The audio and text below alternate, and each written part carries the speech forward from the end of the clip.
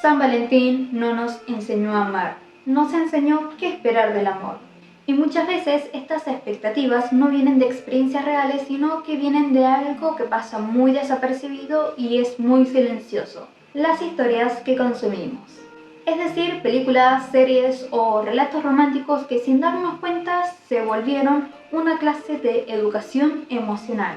Bienvenidos a un nuevo video en donde vamos a estar hablando sobre el amor y los vínculos.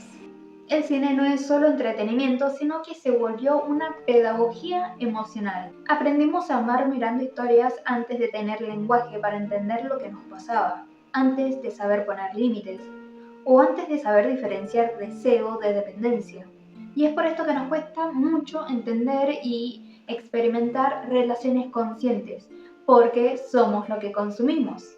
Y es muy fácil recaer o mantener conductas negativas en el área del amor cuando debería experimentarse con experiencias reveladoras y no como experiencias perturbadoras. Porque el cine nos mostró cómo debería sentirse el amor, cuánto deberíamos soportar, o qué cosas son normales en una relación, y cuáles son vistas como una prueba de amor. Y muchas veces nuestra primera idea, nuestra primera concepción del amor no viene precisamente de la casa, sino que viene a través de una pantalla. Más en la actualidad, que los padres utilizan las pantallas para entretener a los niños. Es importante decirlo porque nadie entra a una relación desde cero. Ya venimos con guiones aprendidos, con un drama incorporado en la psique. Y no es que estoy anulando a cero las experiencias y el contexto en el que uno vive, pero actualmente los niños pasan más tiempo en las pantallas que en la vida real o prestando atención a las relaciones sociales. Parece que estoy mirando a la nada. Y ahora me doy cuenta que los tengo que mirar directamente a los ojos, es decir, a la cámara. Siéntanse juzgados. Y todos nos deberíamos de sentir juzgados porque el cine romántico nos enseñó pura patraña. Bullshit. Nos enseñó que el amor verdadero duele. Bullshit. Que si no hay obstáculos no es real. Bullshit. Insistir es romántico. Bullshit. Que el sacrificio ennoblece y que salvar a la otra persona es amor verdadero. Y estas concepciones de lo que es el amor no se instauran en la psique de manera consciente, sino que lo hacen a través de la repetición. Es decir, las absorbemos cuando somos chicos, cuando todavía no tenemos una estructura mental para cuestionar las cosas.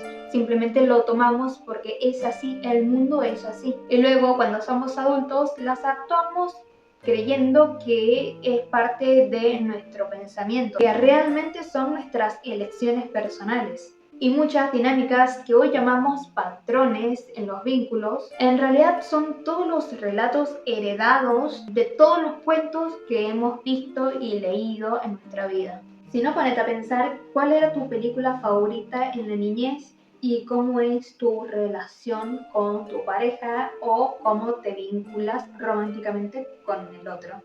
¿Y qué culpa tiene San Valentín? Pues toda, porque no es inocente. Porque este ritual cultural está propiciando un tipo de vinculación que nada tiene que ver con la realidad. Y de esto profundizo muchísimo más en mis otros videos que hablo también de San Valentín y la idea del amor.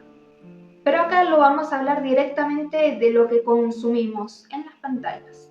Porque lo único que hacemos es aprender un guión en donde el amor es el objetivo. La pareja tiene que ser el centro de tu vida. Y si estás soltero o soltera, sos un fracasado. Y lo más importante, que el vínculo se valida hacia el exterior, hacia el afuera. Porque después de todo, no importa cómo se vive el amor, sino cómo se demuestra en las redes sociales, ¿no? ¿Qué te estás diciendo a vos mismo? Por eso el mes de febrero es el escenario perfecto para revisar qué historias seguimos romantizando y cuáles ya nos están pidiendo un poco de conciencia.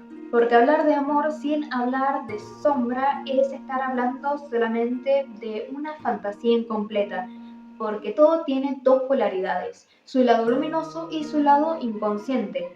Pero hay un tipo de cine que nos muestra el lado sombra del amor de una manera exagerada y simbólica: el cine gótico y romántico. Y en este video voy a hablar de una película en específico para abordar este tema con más profundidad. Es una película que muchas personas la vieron como romántica y otras como una película de terror. Estoy hablando de Crimson Peak, o mejor conocida como La Cumbre Escarlata para los hispanohablantes. Y si sos una de esas personas súper raras que todavía no ha visto la película, te recomiendo que pares este video, vayas a verla y luego volver para que la observemos desde otro punto de vista. Pero antes, hagamos un pequeño paréntesis para hablar sobre el mito romántico cinematográfico. Antes de hablar de la película, sí podemos entender un poco más de lo que va. Y es que uno de los mitos más persistentes en el mundo cinematográfico es la idea de que existe un amor verdadero, único y predestinado. No alguien con quien se construye una vida, sino alguien con el que ya estaba escrito la historia en el cielo. Y el cine nos enseñó que ese amor verdadero llega aunque no sea el momento. Entonces, desde esa lógica, el amor no es una elección consciente, sino que se transforma en un mandato al cual hay que honrar y seguir. Hay que sostenerlo porque es el destino y no se puede huir del destino. Otro pilar del mito romántico cinematográfico es que el conflicto siempre se encuentra afuera, en el exterior, como por ejemplo la familia que no aprueba la relación, como Romeo y Julieta, o la sociedad que lo impide, como el caso de la señorita Lister y la señorita Walker en Gentleman Jack, o los vaqueros en la película Secreto en la Montaña. El pasado es el que interfiere, como Tim en la película Cuestión de Tiempo, o el más usado en Disney, el villano que separa. Y casi nunca se muestra que el verdadero conflicto no está afuera, sino dentro del personaje. El conflicto es interno, porque no se habla del miedo a la intimidad, el hecho de conocerse realmente con todos tus errores, tus falencias, tus defectos. No se habla de la dependencia emocional, de siempre necesitar a la otra persona para poder vivir. No se habla de la necesidad de validación, de estar con esa persona que le brinda un estatus, una posición, lo que sea. No se habla de la dificultad para poner límites, y mucho menos las heridas del pasado que no están elaboradas. En la actualidad no está normalizado esto porque, por una parte, no está en lo que consumimos. Es decir, no lo vamos a ver en las películas ni en las series. No lo tenemos normalizado porque no es parte de una enseñanza. Esto siempre lo terminamos aprendiendo cuando somos adultos y de una manera totalmente externa a hacer introspección. Y la realidad es que muchas personas tampoco son conscientes de todo esto porque cuando hay un problema en la relación no hacen este proceso de verse realmente, de analizar todas estas cosas que están ocurriendo dentro. Siempre el problema está en el otro, externamente. Y finalmente el gran cierre, el famoso y vivieron felices por siempre. Porque el éxito del amor se mide siempre al final. Es decir, si terminan juntos es porque todo lo que vivieron valió la pena. No importa el sufrimiento previo que tuvieron que pasar los personajes para poder estar juntos, ni tampoco que uno de ellos tuvo que perder prácticamente la identidad, las renuncias o las violencias sutiles, porque el final feliz funciona como una clase de validación retroactiva, como si amar fuera lo correcto simplemente porque terminó en una unión. Pero nunca vemos cómo se sigue sosteniendo ese vínculo, porque el cine corta justo cuando debería comenzar la verdadera pregunta. ¿Y ahora cómo viven? O sea, te cortan el chisme en la mejor parte. ¿Viste cuando decís, pero qué final choto tuvo la película? Entonces, cuando internalizamos esta clase de mito, ignoramos todas las señales internas y pensamos que el conflicto siempre está afuera. Y ahí es donde el amor deja de vivirse como una experiencia real y comienza a vivirse como un guión. Y ahora lo que hace Crimson Peak es tomar este mito y lo lleva al extremo. Y lo hace usando terror, cuerpos, fantasmas y una casa que sangra. Así que sin más preámbulos, ahora sí hablemos directamente de esta magnífica película. Crimson Peak no explica los vínculos con palabras, sino que los expone con imágenes. Desde el comienzo de la película nos muestra que el amor se vive desde la herida no elaborada y no como una elección consciente. Y empecemos este análisis con el personaje de Edith. Edith no ama desde la ingeniosidad, ama desde una herida temprana que es la muerte de la madre, la necesidad de sentido y el deseo de que el amor sea un refugio. A lo largo de la película, su cuerpo registra el peligro antes que su mente, como por ejemplo los sueños, los fantasmas, la incomodidad constante. Pero Edith negocia con esas señales porque su herida necesita que esa historia funcione. Ahora Thomas es obvio que no ama desde el deseo genuino. Ama desde la culpa y la obediencia porque él no elige, sino que se somete. Su vínculo con Edith está atravesado por una lealtad enfermiza a su hermana y por la imposibilidad de separarse de ese mandato. Su silencio, su pasividad o su ambigüedad no es algo romántico. Son signos de una herida de la cual no se puede decidir. Y ahora el personaje de Lucille directamente no ama. Ella necesita poseer. Su idea del amor aparece desde el trauma, desde el abandono, desde el terror a desaparecer sin el otro. Y cuando el otro intenta separarse, la herida responde con violencia. Y esto es importante porque Lucille representa la sombra del amor llevada al extremo. Es la idea de que amar da derecho a controlar, a retener, incluso a destruir. Y ahora la casa no es solamente un escenario en donde ocurre toda la historia. La casa representa la psique de los personajes, que es una casa que sangra, que se hunde, que está podrida desde los cimientos. Y todo lo que no se dice, todo lo que se reprime, todo lo que se intenta tapar termina filtrándose por las paredes.